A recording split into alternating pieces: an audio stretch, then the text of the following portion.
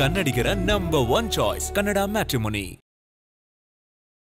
ಧರ್ಮಸ್ಥಳದಲ್ಲಿ ಅನನ್ಯ ಭಟ್ ನಾಪತ್ತೆ ಪ್ರಕರಣಕ್ಕೆ ಸಂಬಂಧಪಟ್ಟಂತಹ ವಿಚಾರ ದಿನಕ್ಕೊಂದು ಕ್ಷಣಕ್ಕೊಂದು ತಿರುವು ಪಡೆದುಕೊಳ್ತಾ ಇದೆ. ನಿನ್ನೆ ರಾತ್ರಿಯಷ್ಟೇ ಸುಜಾತ ಭಟ್ ಅನನ್ಯ ಭಟ್ ನನ್ನ ಮಗಳಲ್ಲ, ಆ ಥರ ಒಂದು ಕ್ಯಾರೆಕ್ಟರ್ ಇರಲಿಲ್ಲ, ನಾನು ಸುಮ್ಮನೆ ಸುಳ್ಳು ಹೇಳಿದೆ ಅಂತ ಒಂದು ಹೇಳಿಕೆ ಕೊಡ್ತಾರೆ. ಆದರೆ ಇವತ್ತು ಬೆಳಿಗ್ಗೆ ನೋಡಿದರೆ ಮತ್ತೆ ಇಲ್ಲ, ನನಗೆ ಜೀವಭಯ ಇತ್ತು, ಬೆದರಿಕೆ ಹಾಕಿದ್ರು, ಅದಕ್ಕೆ ನಾನು ಆ ಥರ ಹೇಳಿಕೆ ಕೊಟ್ಟೆ ಅಂತ ಒಂದು ವಿಚಿತ್ರವಾದ ಗೊಂದಲಕಾರಿ ಹೇಳಿಕೆಯನ್ನು ಕೊಟ್ಟಿದ್ದಾರೆ.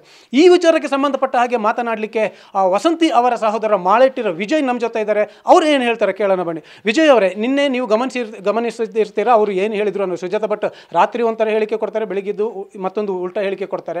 ಇದನ್ನು ಗಮನಿಸಿದಾಗ ನಿಮ್ಗೆ ಏನು ಅನ್ಸುತ್ತೆ ಅನ್ನೋದು, ನೀವು ಆ ಹೇಳಿಕೆಗಳನ್ನು ನೋಡಿದ್ರ ಅನ್ನೋದು? ಶುದ್ಧ ಸುಳ್ಳು ಸರ್. ಬೆಳಿಗ್ಗೆ ಮಗಳಲ್ಲ ಅಂತ ಹೇಳ್ತಾರೆ, ರಾತ್ರಿ ಮಗಳು ಅಂತ ಹೇಳ್ತಾಳೆ. ಇದು ಯಾರ್ದು ಬೆದರಿಕೆ, ಗೊಡ್ಡು ಬೆದರಿಕೆ ಇದೆ ಅಂತ ಹೇಳ್ತಾರೆ. ಇದು ತನಿಖೆ ಆಗಬೇಕು ಸರ್, ತನಿಖೆ ಆಗಬೇಕು. ಅಲ್ಲ, ಅವ್ರು ಯಾಕೆ ಆ ಥರ ಹೇಳ್ತಿದ್ದಾರೆ ಅಂತ ನಿಮ್ಗೆ ಅನ್ಸುತ್ತೆ? ರಾತ್ರಿ ಒಂದು ಹೇಳಿಕೆ, ಬೆಳಿಗ್ಗೆ ಒಂದು ಹೇಳಿಕೆ, ಏನು ವಿಚಾರ ನಡೀತಿದೆ ಅಲ್ಲಿ ಅನ್ನೋದು? ಏನು ವಿಚಾರ ನಡೀತಾ ಇದೆ ನನಗೆ ಸುಳ್ಳು ಹೇಳ್ತಾ ಇದ್ದಾಳೆ ಸರ್. ಅವ್ರದೊಂದು ಫ್ರಾಡ್ ಅವಳು, ನಕ್ಸಲೈಟ್ ಜೊತೆಲಿ. ಕನ್ನಡ ಮ್ಯಾಟ್ರಿಮೋನಿಯಲ್ಲಿ ಹೇರಾಳವಾದ ಚಾಯ್ಸ್ ಇದೆ. ಲಕ್ಷಾಂತರ ಜನರಿಗೆ ನಮ್ಮ ಕನ್ನಡ ಮ್ಯಾಟ್ರಿಮೋನಿ ಮೂಲಕ ಮದುವೆ ಆಗಿದೆ. ಇದಕ್ಕಿಂತ ಬೇರೇನ್ ಬೇಕು? ಕನ್ನಡಿಗರ number 1 choice Kannada matrimony. Connection ಇದೆ ಅಂತ ಹೇಳ್ತಾರೆ. ಸುಳ್ಳು ಸುಳ್ಳು ಸುಳ್ಳು, ಬಾಯಿ ಓಪನ್ ಮಾಡಿದರೆ ಸುಳ್ಳು, ಶುದ್ಧ ಸುಳ್ಳು. ಅದು ನಾಟಕ ಆಡ್ತಾ ಇದ್ದಾಳೆ. ಸುಜಾತ ಭಟ್ ಅವರು ಈ ಹಿಂದೆ ಯಾವುದಾದ್ರೂ ಕಾರಣಕ್ಕೆ ಇಲ್ಲಿಗೆ ವಿರಾಜಪೇಟೆಗೆ ನಿಮ್ಮ ಊರಿಗೆ ಬಂದಿದೆ ಅನ್ನೋದು ನಿಮ್ಗೆ ನೆನಪಿದೆಯಾ ಅಥವಾ ಯಾರು ಹೇಳಿದ್ದಾರೆ? ಈ ವಿಚಾರ ಏನು ಗೊತ್ತು ನಿಮಗೆ? ಅವರು ವಿರಾಜಪೇಟೆಗೆ ಬಂದು ಡೆತ್ ಸರ್ಟಿಫಿಕೇಟ್ ತಗೊಂಡು ಹೋಗಿದಾರಂತೆ. ಅವರ ಅಕೌಂಟಿಂದ ಏನೋ ದುಡ್ಡು ತೆಗಿಲಿಕ್ಕೆ, ಅವ್ರದ್ದು ವಸಂತಿ ಅಕೌಂಟಿಂದ ಎಲ್ಲ ಡಾಕ್ಯುಮೆಂಟ್ಸು, ವಸಂತಿ ಎಲ್ಲ ಡಾಕ್ಯುಮೆಂಟ್ಸು ಸುಜಾತ ಭಟ್ ಹತ್ರ ಇದೆ.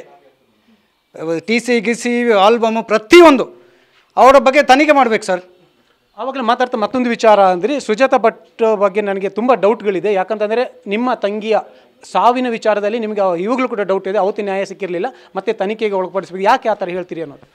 ಯಾಕೆಂದರೆ 2004 ಅವರು ಇದು ರಂಗಪ್ರಸಾದ್ ಪರಿಚಯ ಇತ್ತಂತೆ. ಇವಳದು ಡೆತ್ ಆಗಿದ್ದು 2007. ಅದಕ್ಕೆ ನಮಗೆ ಸಂಶಯ, ಇವಳದು ಮುಂಚೆನೇ ಕಾಂಟ್ಯಾಕ್ಟ್ ಇತ್ತು ಅಂತ. ಇವ್ರದ್ದೇ ಕೈವಾಡ ಇದೆ ಅಂತ, 100% ಸುಜಾತ ಭಟ್ ಅವ್ರದ್ದೇ ಕೈವಾಡ ಇದೆ ಅಂತ.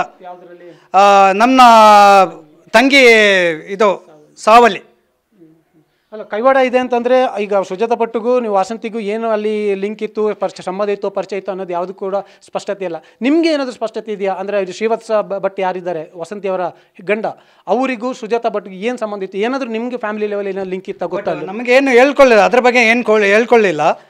ಅವಳನ್ನು ನೋಡಿಲ್ಲ ನಾನು. ಇನ್ನು CD ಮದುವೆ CD ಇದೆ, ಅದರಲ್ಲಿ ಏನಾದರೂ ನೋಡಬೇಕು ಇವಳೆಲ್ಲ ಬಂದಿದ್ದಾರ ಮದುವೆಗೆ ಅಂತ. ಯಾರು ಸುಜಾತ ಭಟ್ ಹೇಳೋರು ನಮ್ಮ ತಂಗಿ ಮದುವೆಗೆ, ಅದು ನನಗೆ ಮಾಹಿತಿ ಇಲ್ಲ. ನೋಡಿಬಿಟ್ಟು ಇದು ಮಾಡಬೇಕು, ರೆಕ್ಟಿಫೈ ಮಾಡಬೇಕು.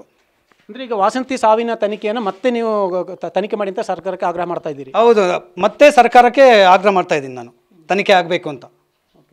ಓಕೆ, ಈಗ ಮತ್ತೊಂದು ಹೊಸ ವಿಚಾರ ಬಂದಿದೆ. ಏನಂತಂದರೆ, ಇವರ ವಾಸಂತಿ ಏನು ಸಾವನ್ನಪ್ಪಿದ್ರು 2007ರಲ್ಲಿ, ಆ ವಿಚಾರ ಕೂಡ ಡೌಟ್ಫುಲ್ ಆಗಿದೆ. ಯಾಕಂದರೆ ಆವಾಗ ಒಂದು ವಿಶೇಷ ತನಿಖಾ ತಂಡದಿಂದ ಅದು ತನಿಖೆ ಆಗಿತ್ತು, ಆದರೆ ಅದು ಆತ್ಮಹತ್ಯೆ ಅಂತ ಒಂದು ವರದಿ ಬಂದಿತ್ತು. ಆದರೆ ಇವಾಗ ಮತ್ತೆ ನನ್ನ ತಂಗಿಯ ಸಾವಿನ ಆ ಪ್ರಕರಣವನ್ನು ಮತ್ತೆ ತನಿಖೆ ಮಾಡಿ ಅಂತ ಮಾಳೆಟ್ಟಿರು ವಿಜಯ್ ಅವರು ಆಗ್ರಹ ಮಾಡಿದ್ದಾರೆ. ಕ್ಯಾಮರಾಮನ್ ನವೀನ್ ಜೊತೆ ಗೋಪಾಲ್ ಸೋಮಯ್ಯ, TV9 ಕೊಡಗು. ಕನ್ನಡಿಗರ ನಂಬರ್ 1 ಚಾಯ್ಸ್ ಕನ್ನಡ ಮ್ಯಾಟ್ರಿಮೋನಿ.